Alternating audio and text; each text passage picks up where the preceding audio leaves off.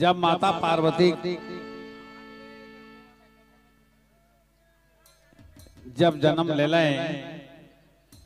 और धीरे धीरे जब वो सियान हो लें तो पार्वती का जो माए हैं उनकर बाप जो हैं उमन के भारी चिंता होए लागल कि हमरे कर बेटी शादी कर योग्य हो गए, इनकर जो दुल्हा होई से गोर होई की करिया होई।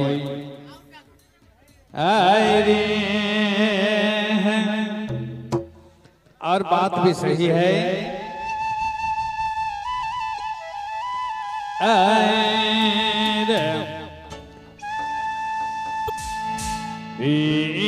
कैसा ना होवी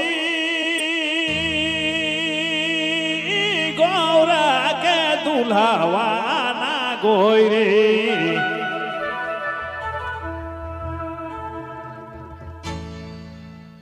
कैसा ना होवी गौरा के दुल्हावा ना गोई रे, गोरा होवी की करिया ना गोई रे, गोरा होवी की करिया।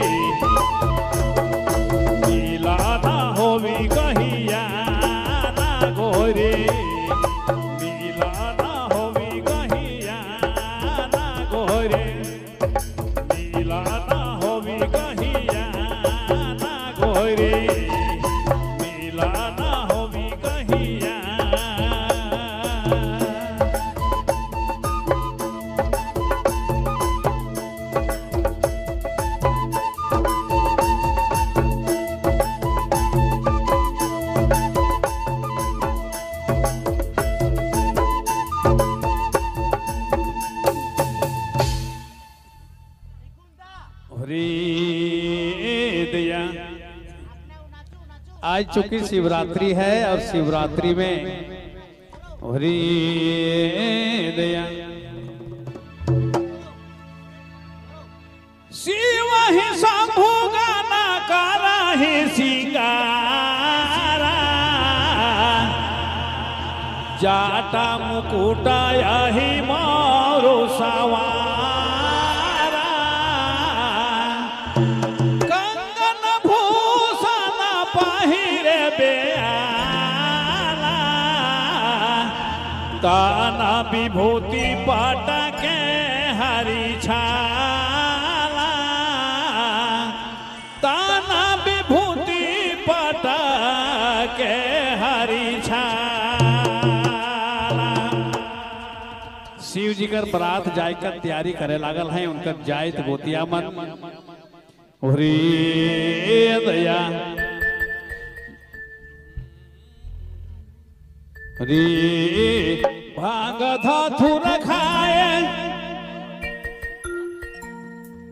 भांग धतूर खाए माने मतंग भोला नाचे जे नाचे जे नाचे जे लागल भूत बैताल दरा नाचे जे नाचे जे नाचे जे लागल भूत बैताल दरा नाचे जे नाचे जे नाचे जे लागल।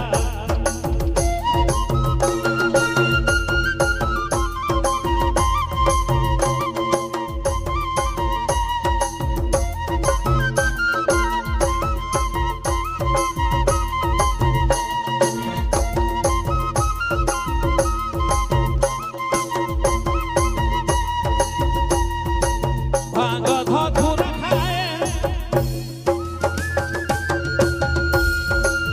भांग धतूर खाए माने मतंग भोला नाचे जे नाचे जे नाचे जे लागल भूत बैताल दरा नाचे जे नाचे जे नाचे जे लागल भूत बैताल दरा नाचे जे नाचे जे नाचे जे लागल।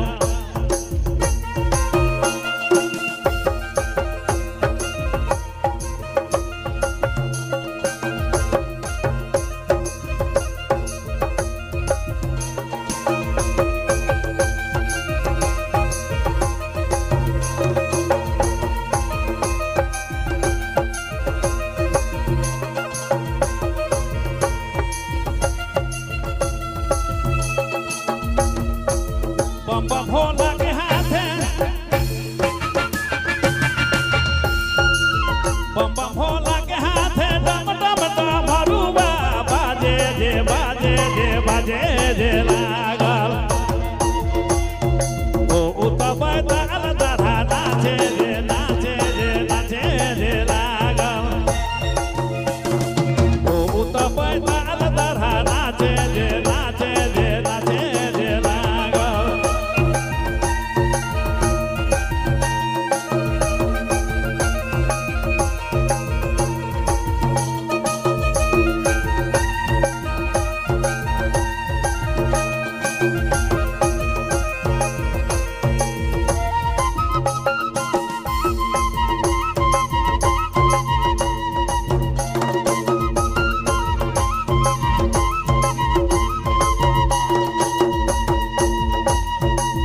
गले में मुंडमाला